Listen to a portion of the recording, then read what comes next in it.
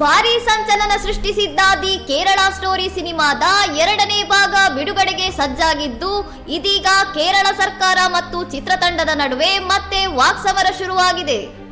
ಈ ಸಿನಿಮಾವನ್ನು ತಿರಸ್ಕರಿಸುವಂತೆ ಕರೆ ನೀಡಿರುವ ಕೇರಳ ಸಿಎಂ ಪಿಣರಾಯಿ ವಿಜಯನ್, ಕೇರಳದ ಜಾತ್ಯತೀತ ರಚನೆಯನ್ನು ಕೆಟ್ಟದಾಗಿ ಬಿಂಬಿಸುವ ಮತ್ತು ಕೋಮು ವೈಷಮ್ಯ ಪ್ರಚೋದಿಸುವ ಸುಳ್ಳು ನಿರೂಪಣೆ ಇದಾಗಿದೆ ಎಂದು ಆಕ್ರೋಶ ಹೊರಹಾಕಿದ್ದಾರೆ. ಕೇರಳದ ಸಾಮರಸ್ಯದ ಭೂಮಿಯನ್ನು ಭಯೋತ್ಪಾದನೆಯ ಕೇಂದ್ರದಂತೆ ಚಿತ್ರಿಸುವ ಪ್ರಯತ್ನಗಳ ವಿರುದ್ಧ ನಾವೆಲ್ಲರೂ ಒಗ್ಗಟ್ಟಾಗಿ ನಿಲ್ಲಬೇಕು ಎಂದು ಅವರು ಸೋಷಿಯಲ್ ಮೀಡಿಯಾದಲ್ಲಿ ಪೋಸ್ಟ್ ಮಾಡಿದ್ದಾರೆ. ಇತ್ತೀಚೆಗಷ್ಟೇ ಬಿಡುಗಡೆಯಾದ ಟ್ರೇಲರ್ನಲ್ಲಿ ಹಿಂದೂ ಹುಡುಗಿಯರನ್ನು ಮತಾಂತರ ಮಾಡುವುದು ಮತ್ತು ಹಿಂಸೆ ಮಾಡುವ ಕಥಾಹಂದರವಿದ್ದು, ಈ ವಿಡಿಯೋ ಸೋಷಿಯಲ್ ಮೀಡಿಯಾದಲ್ಲಿ ಭಾರೀ ವೈರಲ್ ಆಗುತ್ತಿದೆ.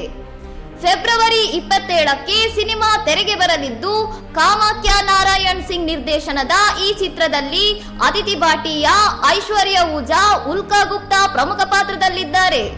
ವಿವಾದದ ನಡುವೆಯೂ ಸಿನಿಮಾ ಬಾಕ್ಸ್ ಆಫೀಸ್ನಲ್ಲಿ ಎಷ್ಟರ ಮಟ್ಟಿಗೆ ಸದ್ದು ಮಾಡಲಿದೆ ಎಂಬ ಕುತೂಹಲ ಮೂಡಿದೆ. ಇನ್ನಷ್ಟು ಸುದ್ದಿಗಳಿಗಾಗಿ ನೋಡ್ತಾ ಇರಿ ಸೌರಂ ಟಿವಿ.